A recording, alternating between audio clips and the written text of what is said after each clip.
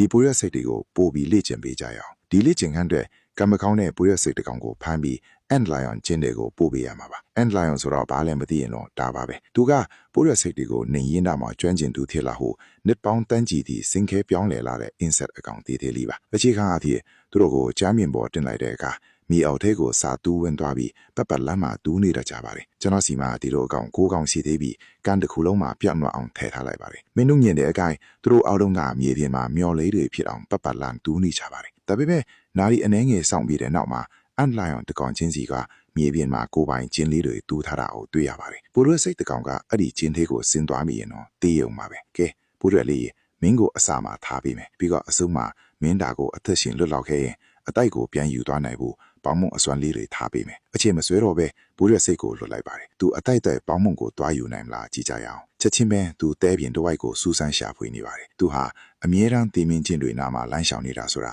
သူလုံးဝမသိရှာပါဘူးနောက်ဆုံးမှာတော့သူခြေလမ်းမားပြီးကျင်းတစ်ခုတည်းကိုကြော်သွားပါတယ်ဒီကျင်းတွေကပိုရက်စိတ်တွေချောကြအောင်အထူးပြုလုပ်ထားတာပါဒါပေမဲ့အောက်ခြေကအန်လိုင်ယွန်ကအိပ်ပျော်နေတာလားမသိပါဘူးဘာမှမသိပဲပိုရက်စိတ်ကပြန်ထွက်လာနိုင်ခဲ့ပါတယ်ဒါပေမဲ့အနီးကကြည့်ရင်တော့တာကြောင့်အန်လိုင်ယွန်နိုးလာခဲ့ပါတယ်သူကအခုနိုးကြားကြားရှိနေပြီးပိုရက်စိတ်ပြန်ဝင်လာရင်ဖမ်းဖို့သူ့ရဲ့မေးရောတွေနဲ့တဲတွေကိုပစ်ထုံနေပါတယ်နောက်ထပ်မိနစ်အနည်းငယ်အတွင်းမှာပိုရက်စိတ်ကအဲ့ဒီအတိုင်းထက်လွတ်ခဲ့ပါတယ်သူကကျင်းထဲကိုထက်ခါဝင်သွားပြီးမဲ့အန်လိုင်ယွန်ကပိုရက်စိတ်ကိုအချိန်ကိုက်မဖမ်းမိနိုင်ခဲ့ပါဘူးဒါပေမဲ့ဒီအထီပါပဲမင်းတို့မြင်တဲ့အတိုင်းဒါကရက်ထားတဲ့ဗီဒီယိုပါအခြေခံအဖြစ်ဒါကိုပြန်ဖွင့်လိုက်ရင်အန်လိုင်ယွန်ကပိုရက်စိတ်ကိုဖမ်းမိသွားတဲ့အခါဘာဖြစ်လာမလဲဆိုတာကိုအတိအကျတွေ့ရပါလိမ့်မယ်အန်လိုင်ယွန်ကပိုရက်စိတ်ကိုမြေအောက်ထဲကိုဆွဲခေါ်သွားပြီးစက္ကန့်အနည်းငယ်အတွင်းမှာပဲဒီနေရာမှာဘာမှမရှိခဲ့သလိုဖြစ်သွားပါတယ်အားလုံးပြီးသွားပြီလို့ကျွန်တော်ထင်ခဲ့တာပါတဲတွေလှုပ်ရှားနေတာကိုကြည့်ရင်ပိုရက်စိတ်ကမြေအောက်ထဲကိုပိုးပြီးဆွဲခတ်နေရတာကိုတွေ့နိုင်ပါတယ်ဒါပေမဲ့ရုတ်တရက်ဆိုသလိုကျွန်တော်ဒါကိုမြင်လိုက်ရတယ်ပိုရက်ရဲ့ခေါင်းလေးကမြေကြီးထဲကနေပြန်ထွက်လာပါတယ်သူက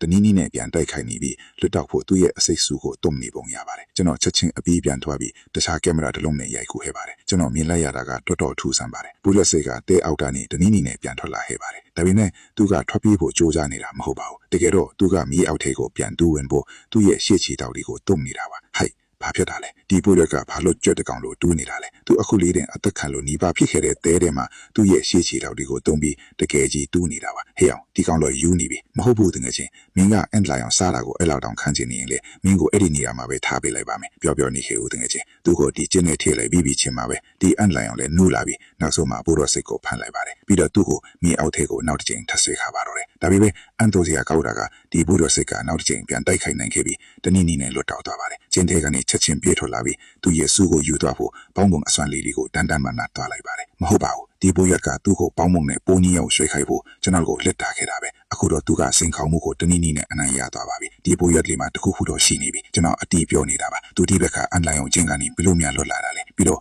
ဒီတခုကနေတော့ဘလို့လွတ်လာပြီးပေါင်းပုံစီကိုတွားရမယ်ဆိုတာဘလို့သိတာလဲအခုဆိုသူကအတိတ်ကိုပေါင်းပုံဒီပြန်ထဲဖို့ကြိုးစားနေတာပါတကယ်ချင်းတော်ကောင်းတယ်မင်းအသက်ရှင်သွားပြီမင်းနဲ့ပေါင်းပုံအားလုံးကိုအတိတ်ကိုပြန်ပို့ပေးပါမယ်ဒါကြောင့်ကျွန်တော်အားလုံးကိုအတိတ်စီယူလာပေးလိုက်တော့တအုပ်စုလုံးကပေါင်းပုံကိုဝိုင်းအောင်ပြီး